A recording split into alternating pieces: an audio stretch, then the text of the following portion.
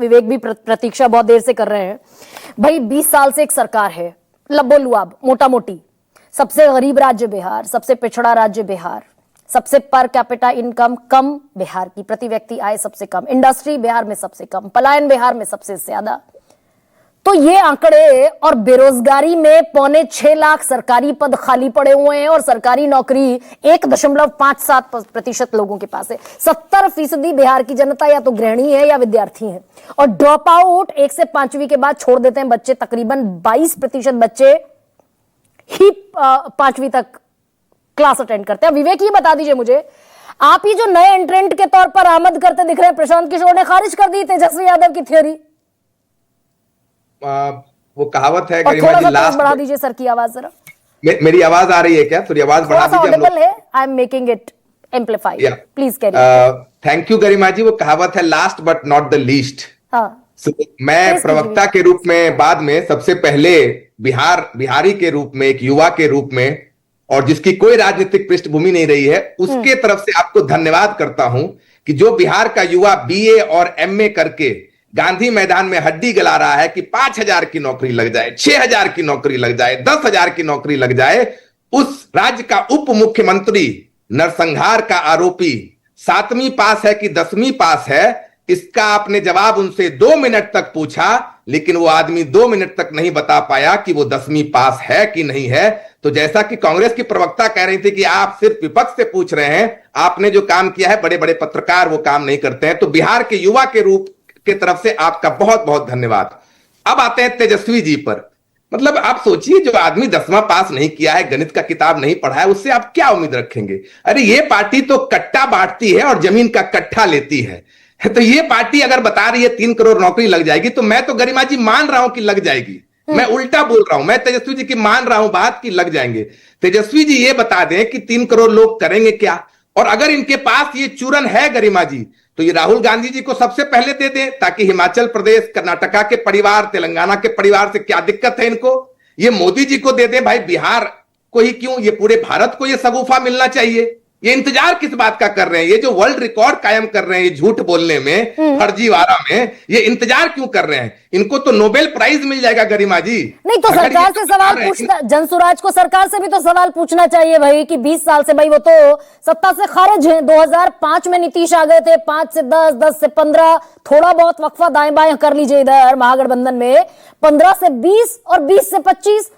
तो ये ना पूछा जाए कि भाई पोस्ट ग्रेजुएट लोग 1% भी नहीं है बिहार में। बहुत जबरदस्त गरिमा जी। हम लोग तो कह रहे हैं कि ये चुनाव जनसुराज वर्सेस एनडीए है। वो तो आप जैसे, मतलब आप लोग पत्रकार लोग पूछ देते हैं इस तरीके की बातें। मैं तो कह रहा हूं कि तेजस्वी जी की कोई बात चलाने के नीचे लिखें, इनकी सारी बातें काल्पनिक है। हम लोग तो कह रहे हैं कि लड़ाई जनसुराज और एनडीए के बीच है, और उसका आप नमूना देख लीजिए। आप गरिमा जी बता दीजिए, 40 साल में आप कवर कर रही हैं, आप बहुत अच्छी पत्रकार हैं, 40 साल में बिहार में कब पिछली बार पलायन, भ्रष्टाचार पर बातचीत हुई थी? पिछले 40 साल में इन्होंने गैस पेपर का इस्तेमाल करके जाति और धर्म पर वोट लिया, मुर्गा भात खिलाकर वोट लिया। पहली बार इनको अपने खजाने खोलने पड़ रहे हैं। ये तो जनसुराज का प्रेशर है, और जनसुराज का भी नहीं गरिमा जी, ये लोकतंत्र की ताकत है कि डेमोक्रेसी में when there is alternative democracy thrives. ये लोकतंत्र की ताकत है कि जनता का डर इन नेताओं के मन में बैठ गया है कि अगर 400 का भीख, 400 गरिमा जी 1 मिनट, अगर 400 का भीख 1100 नहीं बढ़ाएंगे, नहीं करेंगे, तो ये सब जनसुराज को वोट दे देगा। ना, रोजगार पर वोट होगा नहीं देंगे तो जनसुराज को वोट दे देगा। ये लोकतंत्र में विकल्प की ताकत है गरिमा जी।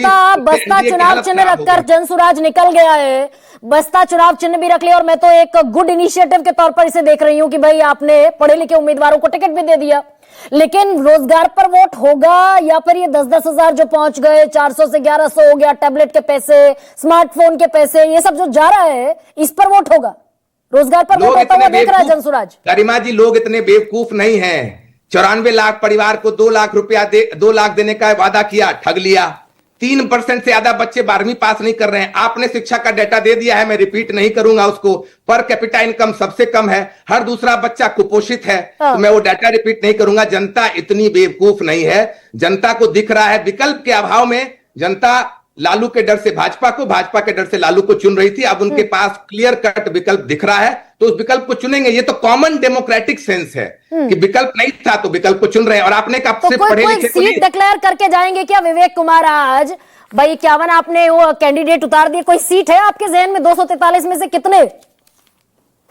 जी आपने एक अच्छी बात कही, सिर्फ पढ़े लिखे लोग को नहीं दे रहे हैं। आपको 2 उदाहरण दूंगा गरिमा जी, जल्दी से दे दीजिएगा। हाँ। वाल्मीकि नगर जो कि जनरल सीट है, वहां पर हम लोगों ने थारू ट्राइब, ये अति पिछड़े के नाम पर वोट लेकर इनका शोषण करने वालों लोगों ने आज तक अति पिछड़ों को 30% से ज्यादा रिप्रेजेंटेशन नहीं दिया है। पहली बार जनसुराज ने जनरल सीट से एक थारू ट्राइब, और सिर्फ थारू ट्राइब से नहीं है, वो उस समाज के सबसे बड़े सोशल रिफॉर्मर और प्रिंसिपल सवाल है अभी विवेक, मेरे साथ समय नहीं है, मेरे पास सवाल है, समय नहीं है। भाई इतना जनसुराज का भी अगर शोर है, इसीलिए कहते हैं चुनाव दरअसल बड़े से बड़े राजनीतिक विश्लेषक भी आखिरी तारीख तक नहीं जानते कि चुनाव किस दिशा में बढ़ता हुआ दिखेगा। अगर जनसुराज का इतना ही शोर है फिर सवाल रह जाएगा, लेकिन तो फिर प्रशांत किशोर चुनाव लड़ने वाली जो एक एंट्री है वो मारते क्यों नहीं दिख रहे?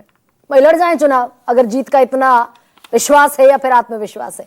तो बहुत कुछ चीजें तय होनी है। आज एनडीए ने अपने सीट शेयरिंग का ऐलान कर दिया है। 101 पर जेडीयू, 101 पर बीजेपी, 6 हिंदुस्तानी आवाम मोर्चा, 6 आरएलएम और 29 सीटों पर लड़ेंगे चिराग पासवान। सबसे बड़ा सवाल में इतना है।